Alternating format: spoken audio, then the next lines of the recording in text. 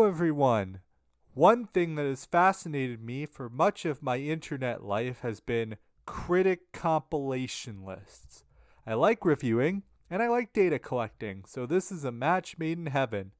When I was about 14, I discovered Acclaimed Music, a site all about ranking and assessing the greatest music of all time. The way the site works is it uses a specific formula to evaluate several critics' lists from various publications across time and throughout the world to provide a concise description of what the favorite music of critics past and present is.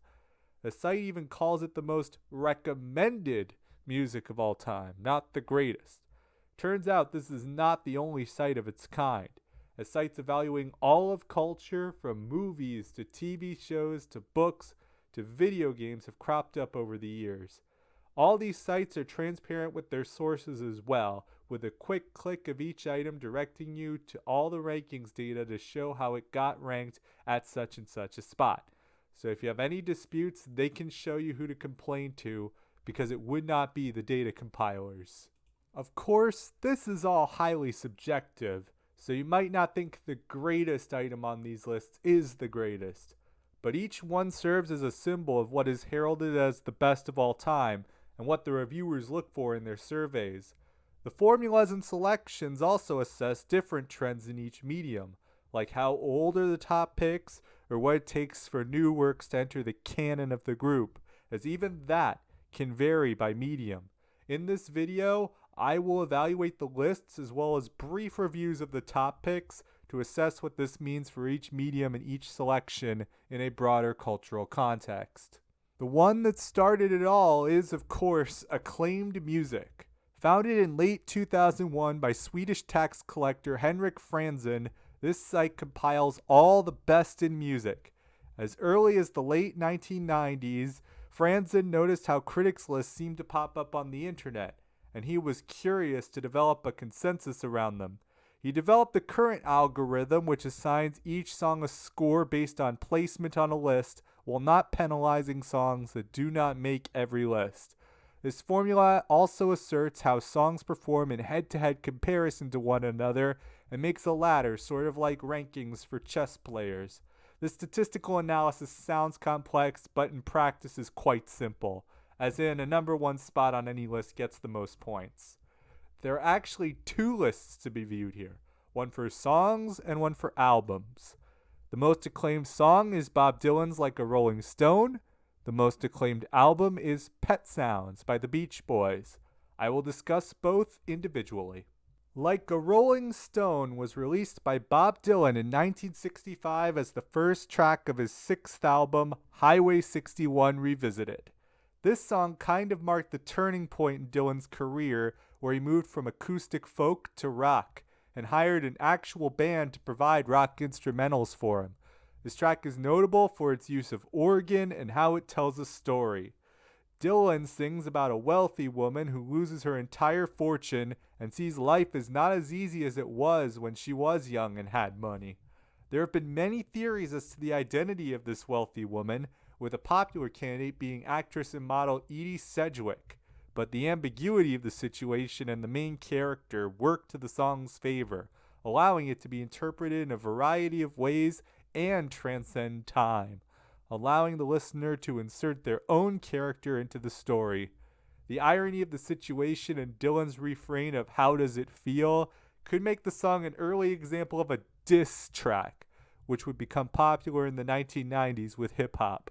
The song peaked at number 2 on Billboard's Hot 100, kept off by both Help by the Beatles and Eve of Destruction by Barry Maguire, though it remained on the charts for an impressive 12 weeks. Hearing the track now, the production is still top-notch. While Bob's voice is an acquired taste to be sure, the way the song sucks your attention and keeps it for 6 minutes is admirable. The song is raw and sarcastic, with Dylan's biting voice contrasting the clean instrumentals. Far from the more refined sounds of doo-wop and pop rock, Like a Rolling Stone had an edge the likes of which had not been heard in music yet. Remember, this was mere months before I Can't Get No Satisfaction by the Rolling Stones set the standards for heavier music. Elvis Costello said of the track, What a shocking thing to live in a world where there was Manfred Mann and the Supremes and Engelbert Humperdinck and Here Comes Like a Rolling Stone. Indeed, the attention this song garnered and its critical acclaim seemed to be the beginnings of what we call the classic rock era, where many of the formative singer-songwriters and iconic folk rock numbers came to be. Rolling Stone named it their number one song on their greatest songs list twice, but I think there might have been a bit of bias there. In the most recent update to the list in 2021, it fell to number 4, with Aretha Franklin's Respect taking over. Like a Rolling Stone has been covered by a variety of artists, with my personal favorite cover being Green Day's. While I think Dylan may be an artist who has to be grown into and take some time to work around his voice, there is no denying his lyrical prowess. He was the first popular musician to win the Nobel Prize in Literature for a reason.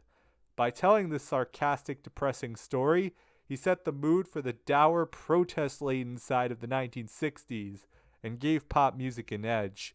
It may not be my number one, but I see why it is here.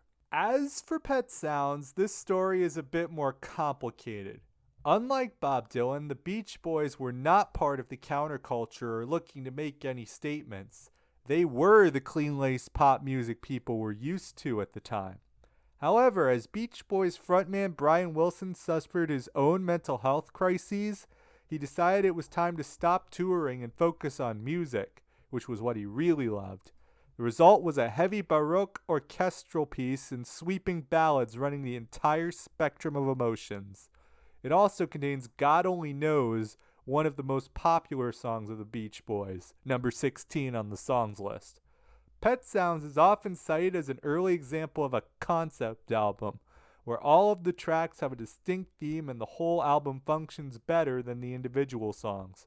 To quote Rolling Stone, with its vivid orchestration, lyrical ambition, elegant pacing, and thematic coherence, Pet Sounds invented, and in several senses perfected, the notion that an album could be more than the sum of its parts. While it doesn't tell a story per se, like famous concept albums like Tommy and the Wall, it does follow a certain trajectory through its music. The album begins with the hopeful and upbeat Wouldn't It Be Nice, and ends with the depressing and psychedelic Caroline No, leading into the psychedelic instrumental Trombone Dixie. This leads to the interpretation the album is about how we feel about relationships and personal identity as we grow older and how feelings can shift unexpectedly. The album won the approval of the Beatles, and 1 year later, that band released Sgt. Pepper's Lonely Hearts Club Band, itself number 6 on the albums list. Both albums were influences on progressive rock and Baroque pop, and often mentioned in the same breath by music critics. One led right into the other. While not an immediate success, as both Beach Boys and Capitol wrote the album off, Pet Sounds did gain traction as the years went on. Musicians and critics did hear the value of it and helped to re-legitimize American musical acts in the wake of the British invasion at the time.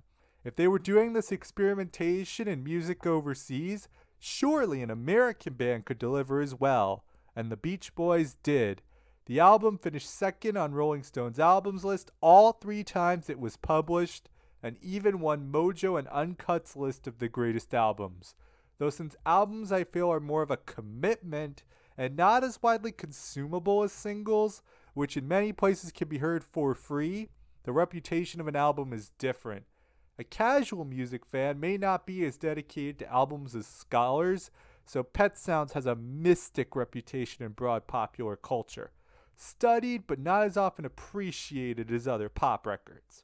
For those who do listen, their patience will be rewarded as it is best listened to as a whole, and did have profound influence on popular music of today, and the enduring popularity of God Only Knows in particular seems to be enough to justify this album.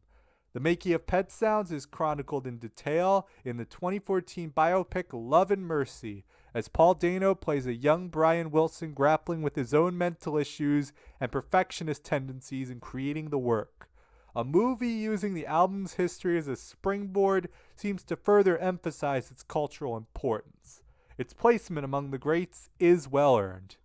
I think Acclaimed Music does a good job not only at determining the most popular music, but also reflecting how tastes can change over the years.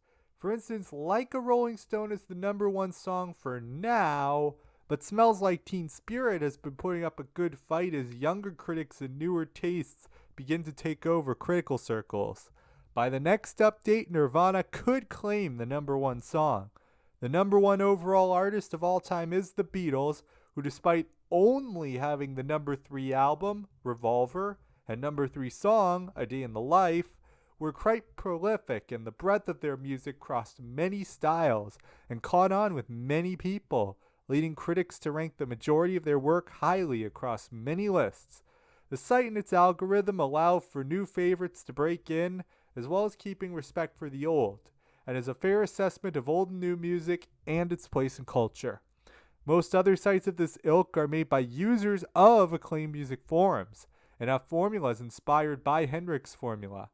So compiling all these reviews and lists from across time has never been easier, and the site is still the standard bearer for the art and science of list websites. In the realm of movies, there is the website They Shoot Pictures, Don't They?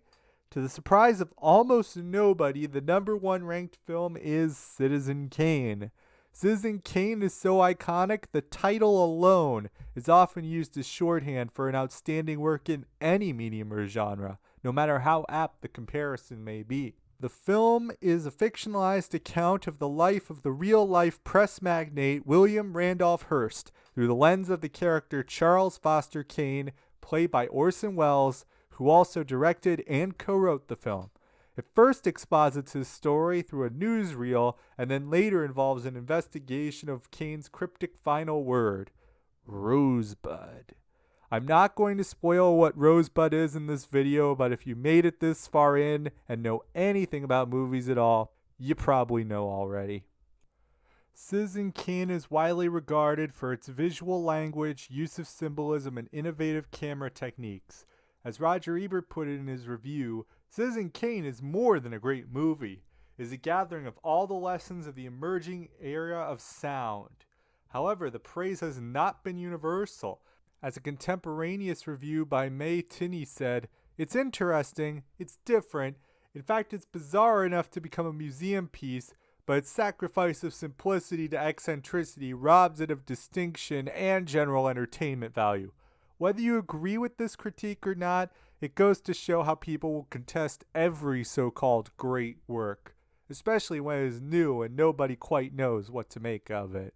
Citizen Kane rather infamously did not win Best Picture at the Oscars, losing to How Green Was My Valley, but it did win Best Original Screenplay, and in various polls like the AFI and Sight and Sound, it was the top film there. In 2012, Citizen Kane was overtaken in Sight and Sound by Alfred Hitchcock's Vertigo, but this was not enough to move it from They Shoot Pictures' top spot. Vertigo is number 2 on the site. In fact, many of the top films on They Shoot Pictures did not win Oscars. The critics seem to play a different game than the Academy. The Academy chooses films in the moment based on a closed group of voters who are pandered to for publicity, but oftentimes whatever wins becomes a fleeting memory and is usually not the critical favorite for the year or of all time. The highest rated Best Picture winner is The Godfather at number 6, winner 1972. Of all popular media, film tends to skew the oldest for its cultural canon, though that is changing. This may be because of Hollywood elites still clinging to the studio systems and flaunting the so-called golden age of the medium from the 30s to the 60s, with many critics studying this area and the polls reflecting this. The formula is so exclusive it necessitates a separate 21st century list for recent films. The highest rated film from that list is Wong Kar-wai's In the Mood for Love, a romantic drama out of Hong Kong, which is number 19 on the all-time list. It only recently surged that high with the last Sight and Sounds poll, which is an assemblage of living critics and industry insiders rating their 10 favorite films in no order. The winner of the most recent edition was Jean Dielman, 23 Quai du Commerce, 1080 Bruxelles, which catapulted it on the all-time list from 85 to 12. The film was released in 1975, but did not see a DVD release until 2009 through Criterion. The wave of accessibility of new films and the rise of streaming has led to reevaluation of newer titles and increased the diversity of the list. This rise in technology and communication is important across all mediums as we reevaluate our greatest with how many hidden gems are being unearthed through the internet. The fact the number one film of the 2000s is also a non-English film, as is Jeanne Dielman, is reflexive of a diminishment in Anglo-American bias, which I will discuss more in the novels section. Next is the television list. I feel this one is reflexive of overall trends. The best and among these lists has the fairest balance between new and old material. With television, it seems many of the big game changers and culturally significant shows came about sometime in the 1980s, with many citing Cheers at number 24 to be one of the catalysts for reverence for television. The New York Times did not have a television critic until 1992, which means the recency trend seems a bit more justified here, as television criticism itself is just over 30 years old. The oldest show to rank highly is The Twilight Zone at number 10, which makes it one of the few shows of my parents' generation to have stood the test of time. Another noticeable trend is the appraisal of anime, which has been respected in the United States only within my lifetime, mid-90s or so. But more than half of all animated shows listed on the site are anime, with the highest being Cowboy Bebop at number 48. The number one show of all time according to the site is Breaking Bad.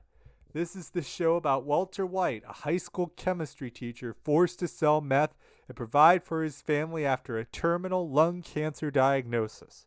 Over the course of 5 seasons, Walt slowly turns from a well-meaning but devious drug kingpin into the most evil man on television.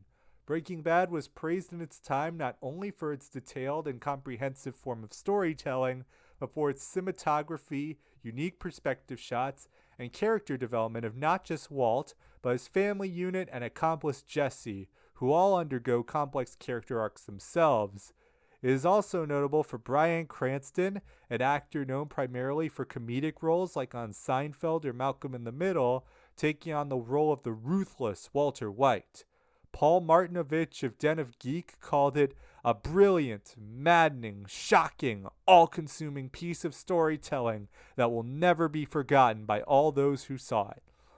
Breaking Bad's popularity and critical attention began when it moved to Netflix, and when Netflix began to stream shows on demand through their website instead of the old-fashioned DVD by mail method.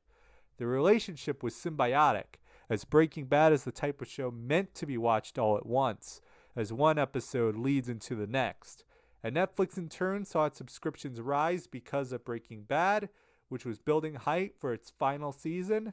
The show is still Netflix's most watched program, as arguably the show most responsible for the streaming boom of the 2010s. Breaking Bad ran for 5 seasons and later had an epilogue movie, El Camino. It even launched a spin-off, Better Call Saul, which is itself ranked at number 13. I personally enjoyed Breaking Bad when it was on. It was one of the first adult shows I got into and was impressed by how each twist came as such a surprise and felt so natural with little to no preparation, according to showrunner Vince Gilligan.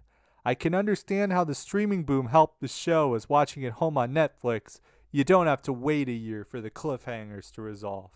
Keeps you on the edge of your seat. My most recent rewatch from Netflix was even better because I could just skip ahead to see where the plot points would carry in later episodes. My favorite episode may be a bit controversial, but it is Fly. This is a bottle episode containing only 2 characters, Walt and Jesse, as they combat a fly which broke into their lab. It is my favorite because of how it contextualizes Walt's madness and where side hustle becomes an obsession. It is as close as it gets to spilling the beans about his involvement in the death of Jesse's girlfriend Jane a season prior, and we see him reflect on what he is doing and what he will do. This is sort of the turning point, the beginning of the descent, and the titular fly is symbolic of this obsession. Said Screen Rant, The Breaking Bad Fly episode allowed for an in-depth examination of Walter White's guilt following the preventable death of Jane, and the following episodes of Breaking Bad gained some subtle depth thanks to its inclusion. So the reason I like this episode is how it acts as a midpoint, fate, and foreshadows where he will go later in the season. With all this in mind, yes, I think Breaking Bad is a worthy number one and emblematic of where the medium of television has gone in the last 30 years. However, I find television shows a bit harder to evaluate on lists like these due to most of them having notorious finales, often a consequence of multiple writers having different visions or just shows that go on so long the showrunners stop caring. One such example is with the number 5 show Game of Thrones, which both exceeded the Song of Ice and Fire books, and the showrunners just got sick of it. So while it ranked high while it was on, I anticipate its ranking will drop precipitously with time. Not to mention the main difficulty with the television canon is the commitment required. You can watch a movie or listen to an album in one sitting. You cannot watch all of Breaking Bad in one sitting. So combing through all of the top 1,000 of this list will take some time. And heaven help you if you want to go through all of Sesame Street at number 148. So it seems the main method of criticizing television comes either through the highlights or season by season. If there are shows where you could not reasonably watch every episode, it may just come from lists which evaluate shows in the moment, when they're at their peak. This may be somewhat disingenuous, but it may be the best way we have to evaluate television. Then again, the number 2 ranked show The Simpsons seems to defy all of my quibbles with critiquing television and stands out among all other shows.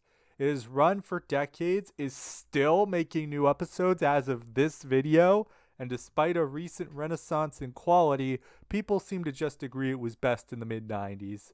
However, its debut in 1989 seems to be a turning point for television and the indicator of when both animated and live-action television began to be taken seriously as a medium, and people today still recognize and can quote the show, placing it firmly in the cultural canon whether you still follow it or not. So this alone may justify its position for continued influence and longevity, the best of both worlds. For literature, the site The Greatest Books is a compendium for these sorts of texts. It mostly covers works of fiction, though it has a few memoirs, biographies, and even a few collections of poetry featured. The idea of literary classics is one heralded in academia more than any other medium. Since literature as a whole is ancient in origin, books are considered high art, leading to this list skewing the oldest. Since it is easier to distribute a book through hard copies and many authors write in their native language, this means the English bias in music and movies is lessened here. The highest rated book is written in French, Marcel Proust's In Search of Lost Time. This book is actually 7 volumes of one story. The first volume, Swan's Way, being published in 1913, though only the first 4 volumes are considered finished. Proust smelled and tasted a madeleine, which is a delicate French pastry like coffee cake, and all the memories of his life came rushing back to him. Proust wrote of this memory recall in this novel, semi-autobiographical in nature, as he recalled it. The story is told in a sort of stream of consciousness, going from Proust's childhood during the Belle Époque of the 1870s to the then present time of 1931 when Proust died. This notoriously dense and abstract tale led to a famous summarized Proust sketch in the show Monty Python's Flying Circus. The first volume sets the tone for the whole book, with a young Proust taken under the wing of M. Swann, detailing Swann's love of the classy woman Odette and the affairs both of them embark on. Later volumes expanded on these ideas, but Volume 1 remains the best known in part because it contains the famous episode with the Madeleines. Proust attracted high praise upon publication of his book, with Edmund Wilson of The New Yorker writing, "Proust has supplied for the first time in literature an equivalent to the full scale for the new theory of modern physics."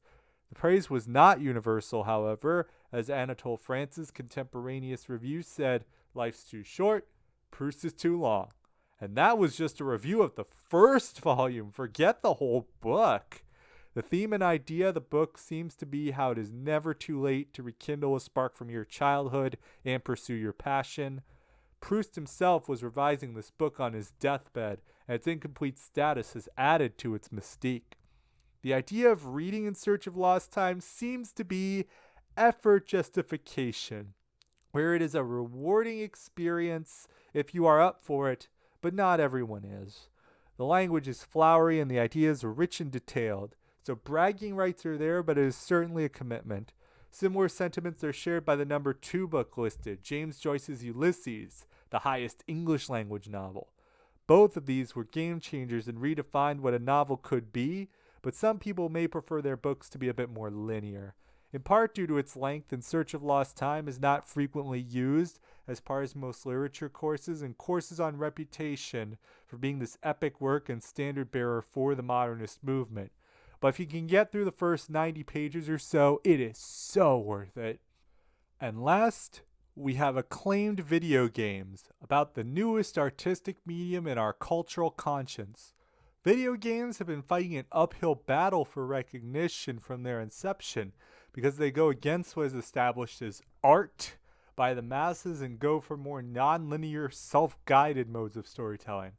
J.J. McCullough in his video talked about how the interactivity of video games made them viewed as lesser works of art, but I somewhat disagree with this assertion. I think part of the challenge comes from their evolution and development coming with the internet and the means of communications changing, so it became harder to pinpoint which games had the same staying power. But as video games have become the primary facet of the entertainment industry, I think enough time has passed where we can begin to assess them. So having this site compile the beginnings of a canon is the best we have right now. The most acclaimed video game, according to the site, is The Legend of Zelda: Breath of the Wild. This game is a 2017 installment of the long-running Legend of Zelda franchise from Nintendo and reinvented the formula of the series to great acclaim. The game sees players control protagonist Link after he awakens from a 100-year coma to find the land of Hyrule conquered by the evil Ganon. Through completing several quests and finding hidden treasures, Link soon grows powerful enough to wield the Master Sword. Breath of the Wild is a role-playing game in which characters play a role in seeing a story finished, and these games tend to be greater in scope and require more commitment. As a bonus, Breath of the Wild is an open-world role-playing game, where the setting and scope of the story are not limited by a narrative and can be completed in any order.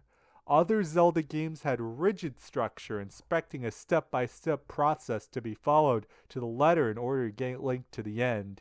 In Breath of the Wild, the tasks are not arranged in order, allowing freedom of motion.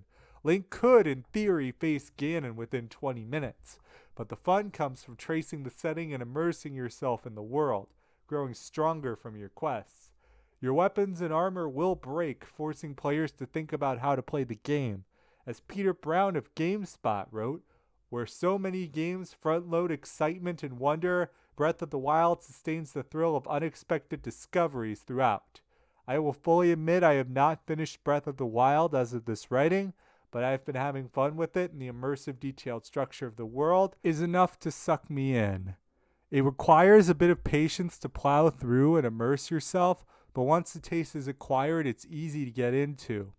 With the internet came the siloing of pop culture, where instead of it being consumed by the masses, the most acclaimed works are now followed only by a select few. It is much harder to be with it unless it can change within the span of 20 minutes these days. Because of this, the idea of a cultural canon is growing nebulous, and the idea of creating one seems to be a dated relic. Seems like the whole point of making a canon is to homogenize the in-group and place the genres of the out-group into ghettos and reflect biases, with the realm of film doing this to animation as a whole, for example. These lists seem to be trying their best to formulate a cultural canon for the modern age, explaining not only which movies, songs, et al. Have stood the test of time, but also which new entries shape the culture today. This balance of old and new ways of thinking will not please everyone, but is a good place to evaluate what the baseline canonical works are, and also to use them as reference when expanding one's own taste in this ever-changing cultural landscape. So I guess the point I'm trying to make with this video is to use these lists as sort of a springboard. If your tastes are uncertain, these lists can help you create your tastes and express them better. You won't like all of the listed items, but chances are you will prefer some of the selections to others. This was what I did with Acclaimed Music as I was 14 and used the site as a way to sort of shape my own tastes. I recommend the site for others to make their selections. Critics are only a small portion of the listeners, but together they create a consensus of sorts for others to pick and choose based on their recommendations. But most importantly, the main takeaway for you as a consumer is make your own canons because you are the end all be all for your own tastes, no matter what anyone else says. Once more time, just so fine, through the bumps of time in your prime. Didn't you? People call it, say, beware, dog, not to fall. You thought the word just kidding you. Used to laugh about everybody that was just hanging out. Now you don't talk so loud. Now you don't seem so proud. Bow down to be scrounging your next meal. How does it feel? How does it feel? Without a home, like complete unknown, like a rolling stone.